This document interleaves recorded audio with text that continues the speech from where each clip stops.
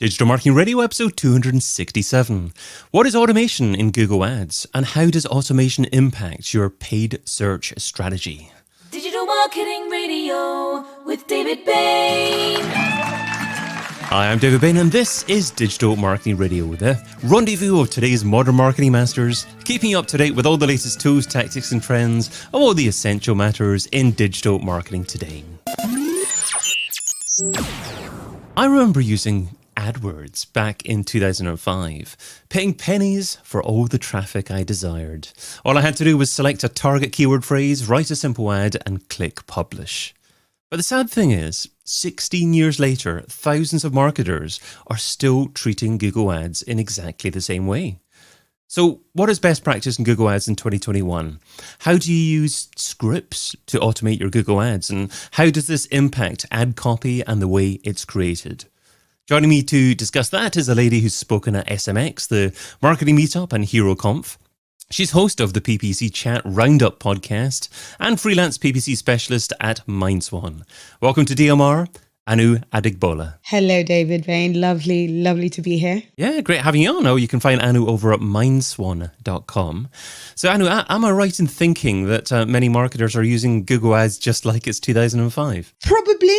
I don't want to start, guessing for people, but yeah, probably. To be fair, it's some of the strategies that you hear. That's when agencies move around, and especially I'm part of a great community, especially on Twitter, where we just discuss, some of our client tactics and some of the things we're seeing from an agency that have moved from like a previous agency onto them, and some of the things that they've seen is being done in their accounts. It can be quite scary about how people have not, switched on with the times. They're just letting Google do whatever with their accounts.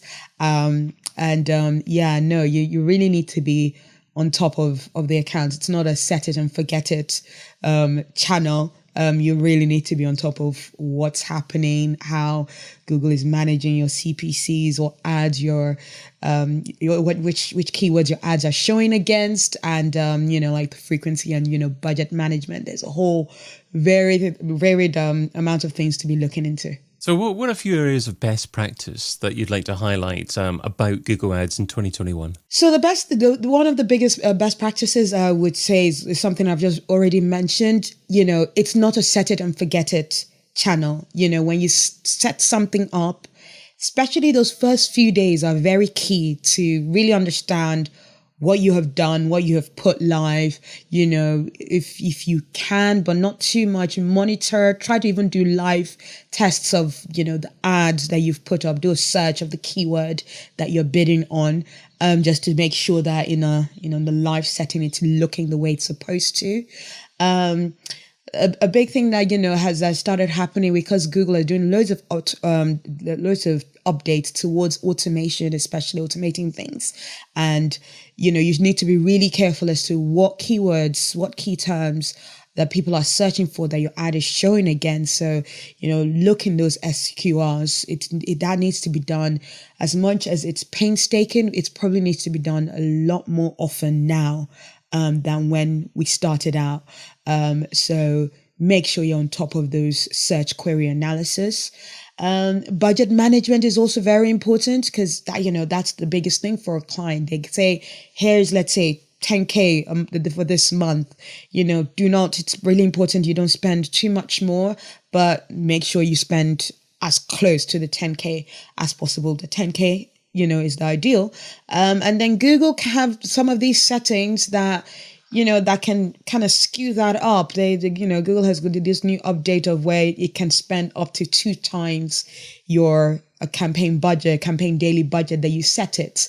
Because obviously you want to make sure that that budget that you're giving lasts every single day of the month so that you got great visibility of your ads. So budget management, budget tracking is a very big, important part of the paid search management, and also just good relationships with the client. And this might sound a bit off, like you're talking about paid search. What does the client have to do with it? It's all about the ad copy as well, making sure the messaging is up to date, because the client will be able to feed into that, knowing what the best messages are, making sure that's very related to what's on the landing page. A metric that is useful, but I also say don't focus too much on it, but a metric that's useful is quality score, where it's important to match keyword, ad copy, and the landing page. And with that, you'll get the highest quality keywords, you'll get the better traffic for lower CPCs. So making sure you have a keen eye on what's happening on the landing page, knowing, having good communication with the web developer or the client, so that they tell you what's going on. I mean, if you're sending traffic to all of a sudden a landing page that is down because the web developer has changed something, you're wasting the client's money. And at the end of the day, they might end up blaming you for that.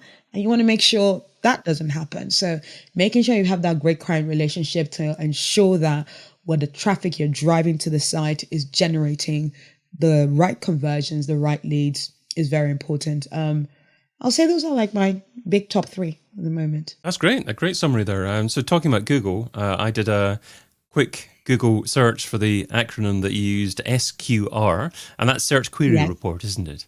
Yes, SQR is Search Query Report. And to expand on, what it is. So whenever you set your keywords as to what you want, which keywords your ads you want to what your ads you want to show against, like what keywords you want to bid on, what keywords you want to be in the auction for, in the Google auction battlefield, I'll call it.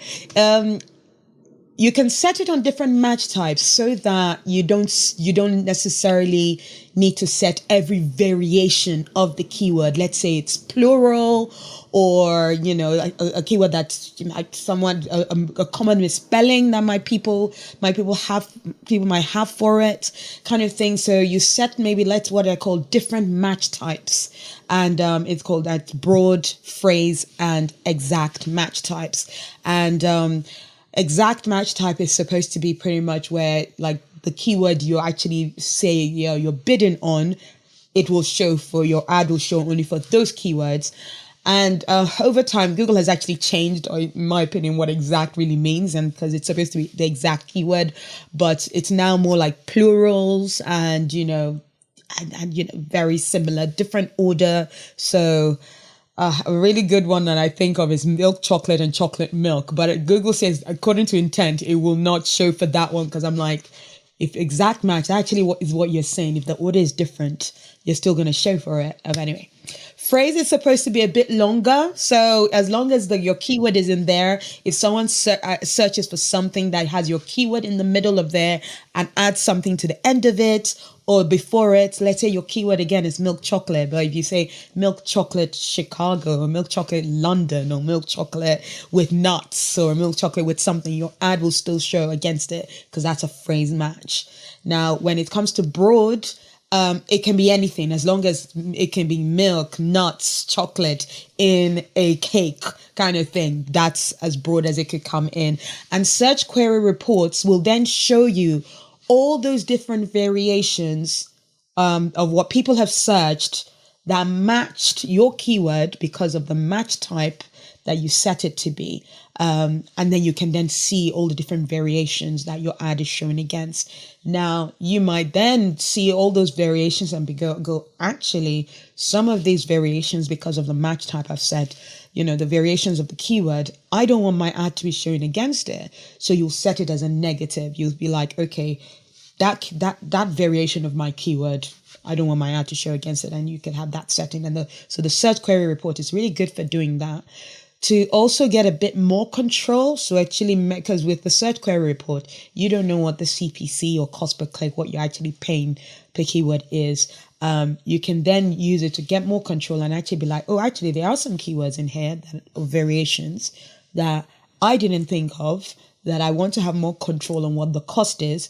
I'll add it as a keyword that I want to bid on and definitely show against. And then that kind of informs what keyword you continue to bid on, and or what keyword that you definitely don't want your ad to show against. We've used the word automation quite a bit. People have also heard of machine learning and AI. So a couple of parts to this next question. First of all, would you consider automation, machine learning, AI to be the same thing in terms of what you're referring to in relation to Google Ads? And secondly, I always thought that Google Ads were moving towards the keywordless future, just trusting the machines, not using keywords at all. Are we anywhere near there? Are we ever going to go there? So first question is like automation, machine learning, all of that, pretty much the same. No, I mean, when you talk like machine learning, that is how much data can the machine learn to make sure that it is making its right decision and to do automation well. And then there is the kind of things of us automating certain tasks and actually using like a script or a language, a set of programming languages to be like, okay, there's this task. Even to do search query analysis, there's a script that allows you to automate and looks at the search query reports on a regular basis. You can set to be daily, weekly, that kind of thing. And then it will automatically go, these are the keywords that are relevant to your keywords. These are the keywords that are irrelevant, and then you can be like, I'm going to decide to exclude them or add them in. So that's like I'd say an adaptable, human, knowledge kind of like automating that can be done, that we do quite a bit with scripts. And it goes beyond search query reports, or search query analysis, but also into helping to do ad copy testing, helping to do competitive analysis, budget management, and the like. Now, going into the question, are we going into the keywordless, kind of future?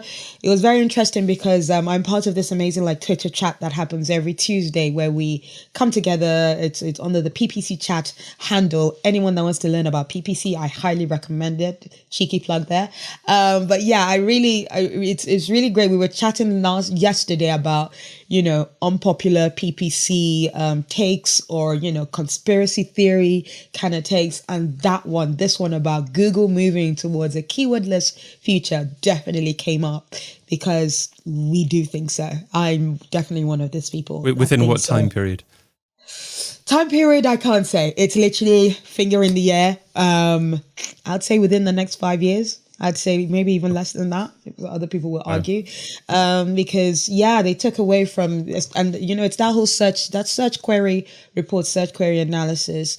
They keep messing with the visibility of what we can see in terms of what our ads are showing against, which is quite annoying because you'll then see the stats of, let's say, the keywords that they will show you what their performance is. And then you'll see the stats of like, there'll be this field of other search terms, and you'll see the stats are either good or bad, but because it's just under the category of other, we can't do anything about it. And some of those keywords will have conversions against them. And it's a bit annoying that we can't know that, because then we can't, be like, hey, actually, what are those key terms? Maybe we need to be bidding more on those key terms. So that lack of visibility has been quite annoying. I think Google did a bit of listening and hearing us in terms of that respect and gave us a bit more visibility. All the visibility is what we want, but I don't know we're ever going to get there. But I actually think there is the move towards automating everything. And even with writing ad copy, being able to choose what variation of messages that we can actually put, that is getting very much automated. And from next year, we'll only be able to create responsive search ads where we just give Google, let's say, about 9 to 15 variations of headlines, 4 variations of description lines, and they will use their machine learning or their automation to choose what order they're going to show, let's say 2 or 3 headlines and 2 description lines. We're not going to be able to create like text ads the way we've known before. That's going to go away like next year, within 12 months. That timeline has been definitely discussed, has been announced. So in terms of ad copy automation, that's it. That's been done. A lot of people are not happy about that because obviously, you do get some companies that have compliance issues. There's some messaging that has to be said in a certain way. There is options of pinning some messages so that the first line is always the same headline that's seen, no matter or any of the different variations. But then Google actually then uses that to affect like ad copy strength, and ad copy strength then affects quality score, which affects your cost.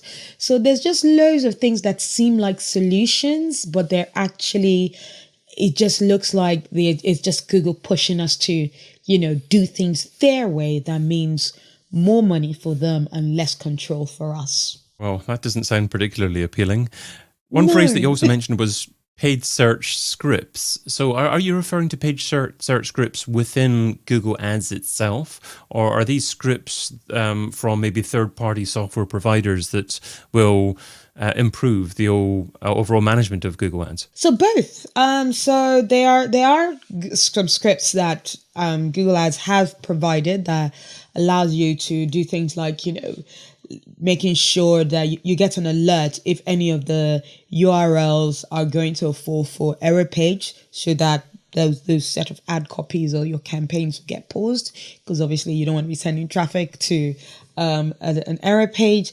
But we've got the likes of a very good friend and that I've worked with and done stuff with, Frederick Valleys of he's got his Silicon Valleys on Twitter, but he started up Optimizer, and he's ex Google even, and they set up scripts to automate loads of tasks, and it's a big software that's pretty much just a collection of scripts that allows you to manage your AdWords accounts and do things like repetitive tasks a lot quicker.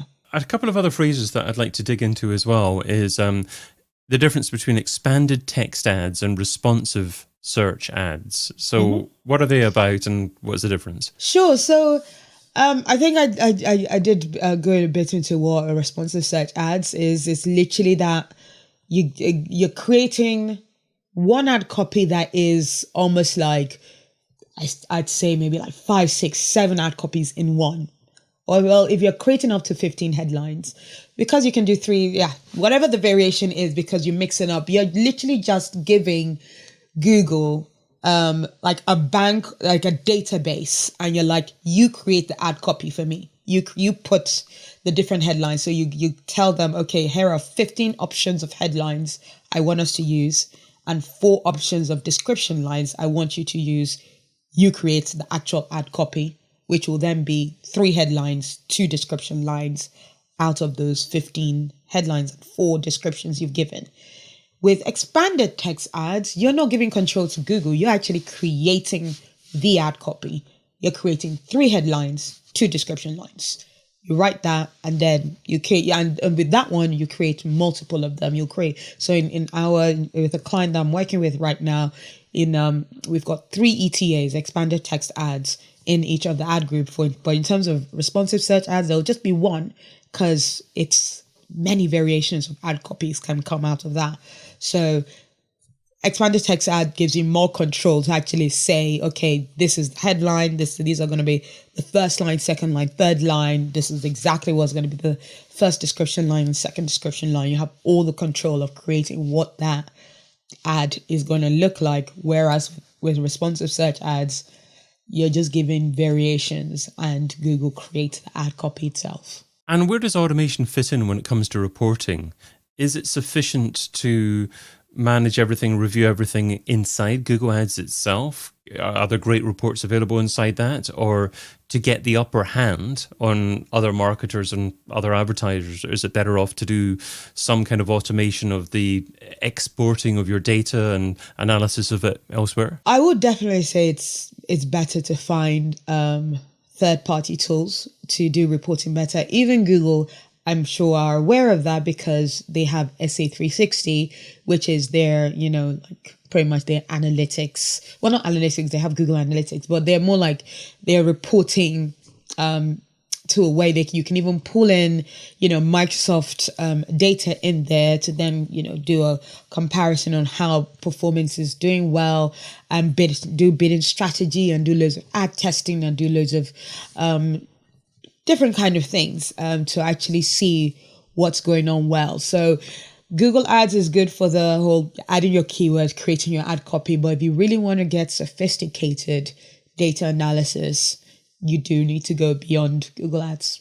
Okay, let's segue to part 2 of our discussion. So it's now time for Anu's thoughts on the state of digital marketing today. So starting off with secret software. So Anu, share a lesser known MarTech tool that's bringing you a lot of value at the moment and why that tool is important for you. Sure. There, when I saw that question, the first, I'll give you a little bit of the audience, a little bit of back end into our conversation.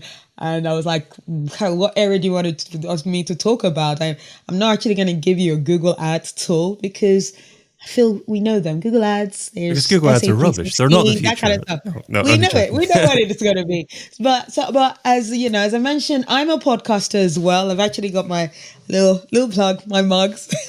Have you got a mug as well? It works well in video form. It was a nice mug, audio listeners. Yeah. So so I do podcasts. I record my podcast every week, and recently someone told me about this software called Descript, which allows you to download whatever you've recorded and do the sound editing so well. And allows you to, it actually transcribes what you've actually said, and you write it all out. I find it very funny to actually see what it actually says, what it actually writes out what it thinks I've said, and I'm like, oh, that's very wrong. So I need to enunciate a lot better, I think, to myself. But what's really cool about it is that from what it's written out, you can then use that to edit the sound. So if there's a word that you said, like let's say filler words like or even like that I say a lot, you can just actually, select all of them, delete it in the text, and it automatically deletes it from the sound file as well, which I find it to be so cool. And I'm all about tools and texts and software stuff. So it makes editing so much quicker. It makes putting it onto anchor.fm, my podcasting host, so much easier. It's a lot faster. And so, that's the software I like to use. I hope that's not breaking the rules of the question. No, that's not breaking the rules. That's been recommended before. And I've tried it quite a bit as well. I love the concept. I think it's a lovely looking piece of software and really fun to use. Mm-hmm. I'm not personally convinced that it's there now in terms of a professional kind of podcast editing suite. I've found that by separating the tracks and really focusing on the voice and getting the EQ right for each voice and noise reduction and the correct leveling, I'm using a tool called Adobe Audition. So I use that for my clients to actually produce different podcasts and for transcript production. If I'm going to do that to begin with on an automated basis, I actually find Otter to be more accurate.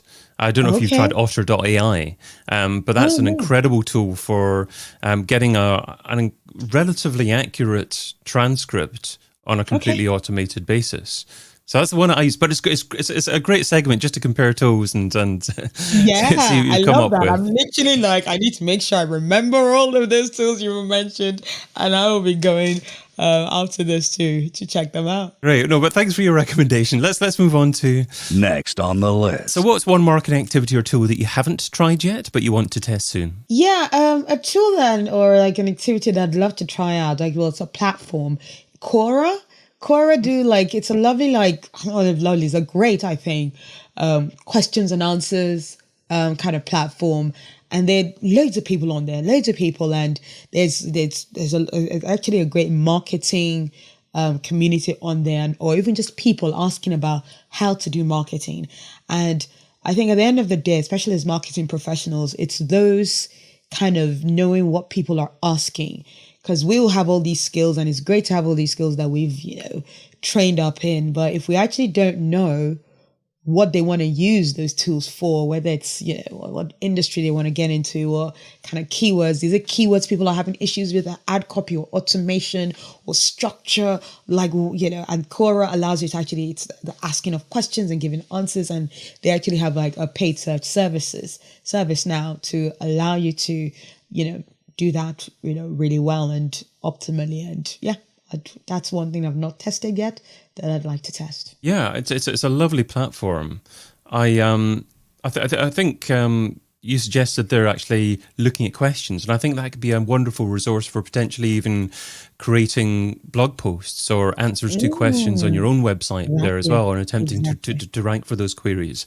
But when you're talking about marketers using Quora, I was just thinking, I hope marketers don't spoil it and start overly promoting themselves, because when you're answering questions, it's so key to be impartial in your answer and recommend other people. And if you start recommending yourself, then it's just all the time, useless. Precisely. Yeah, we can be our own worst enemies. So just need to make sure we do it right. Absolutely. Okay, let's move on to the this or that round. So this is the quick response round, just 10 quick questions. 2 rows here. Try not to think about the answer too much, and you're only allowed to say the word both on one occasion, so use it wisely. Here we go. TikTok or Twitter? Twitter. Facebook or LinkedIn? LinkedIn. YouTube or podcast? Podcast. Traffic or leads? Leads. Paid search or SEO? Paid search. Ads or influencers? Ads. Google ads or Facebook ads? Google ads. Email marketing or chat marketing? Email marketing. Martech stack or all-in-one platform? Both. One-to-one or scale? One-to-one.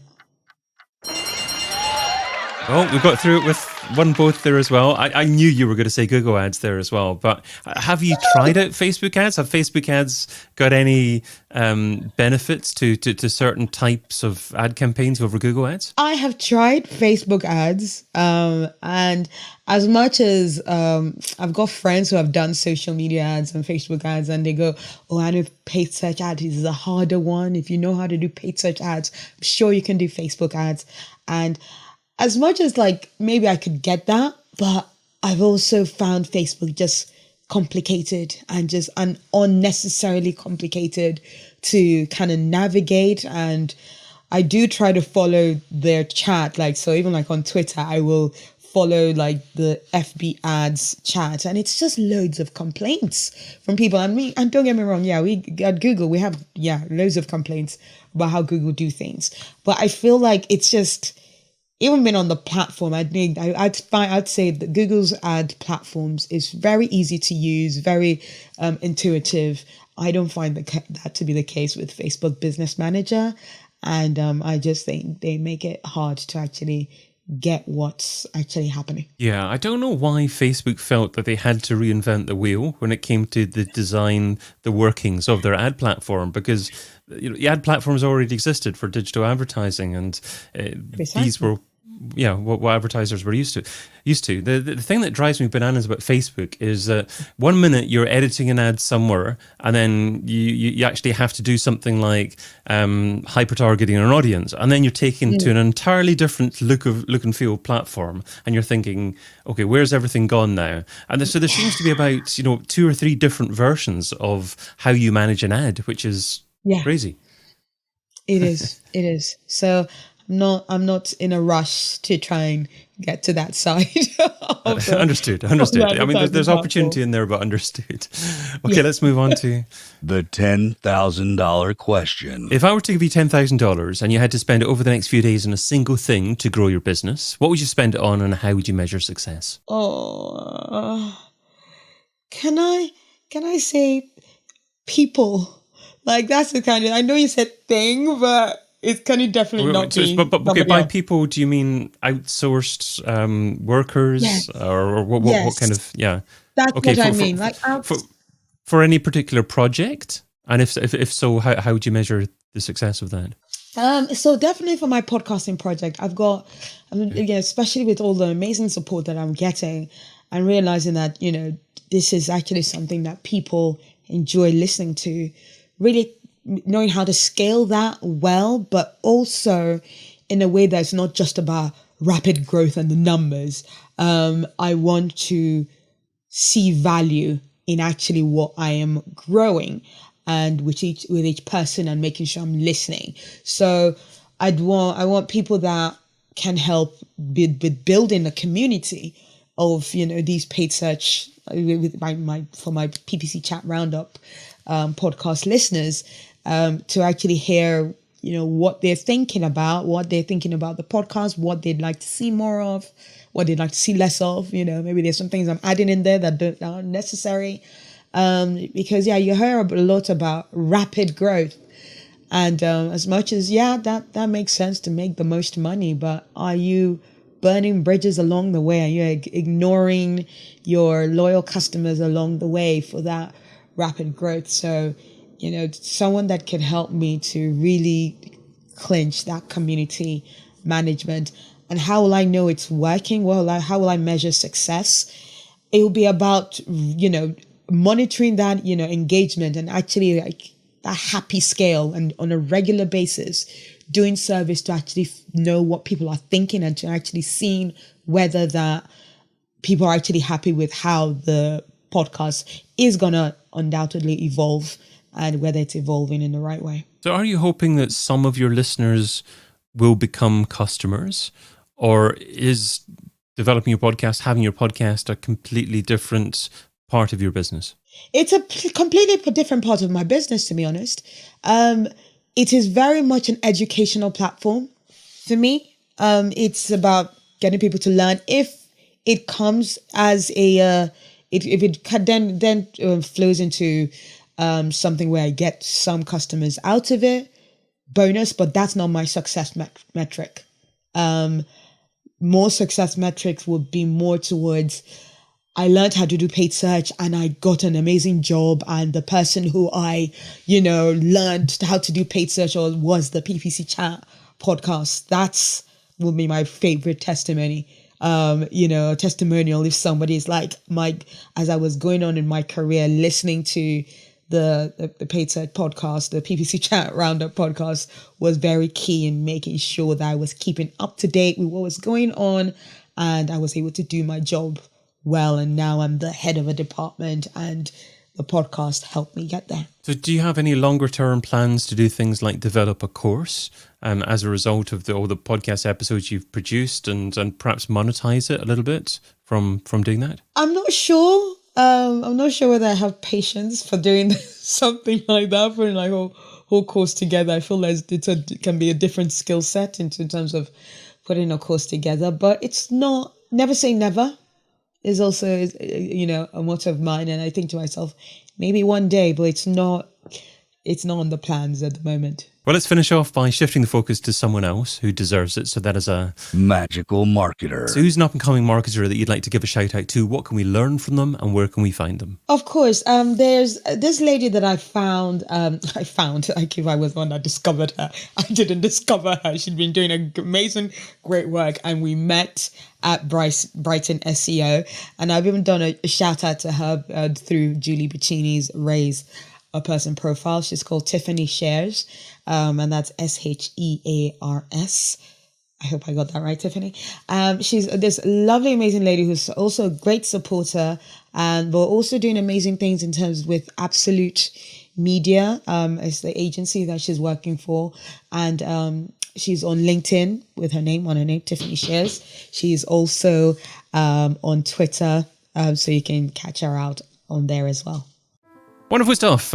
So this was episode 267 of Digital Marketing Radio, where Anu Adegbola from MindSwan shared loads of tips on Google automation. Start automating your Google ads if you aren't already. You also shared Descript as your secret software, Quora as your next on the list, and Tiffany Shears as your magical marketer. So I will make sure there are links to all of those resources and more over the show notes at digitalmarketingradio.com. Anu, what's the best social platform for someone to follow you and to say hi?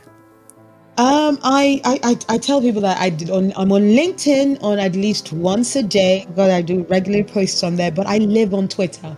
So that's why when you asked the Twitter question, I'm on there There's a Okay. brilliant paid search community on there. So find me on The Marketing Anu.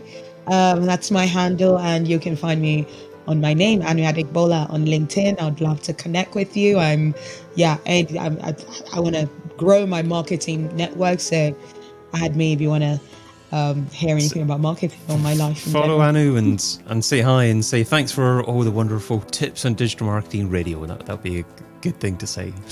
Superb stuff. Well, thanks again for coming on. I've been your host, David Bain. You can also find me producing podcasts and YouTube shows for B2B brands over at castingcred.com. Until we meet again, stay hungry, stay foolish, and stay subscribed. Aloha. DigitalMarketingRadio.com. DigitalMarketingRadio.com. Digital Marketing Radio. Digital Marketing Radio. DigitalMarketingRadio.com.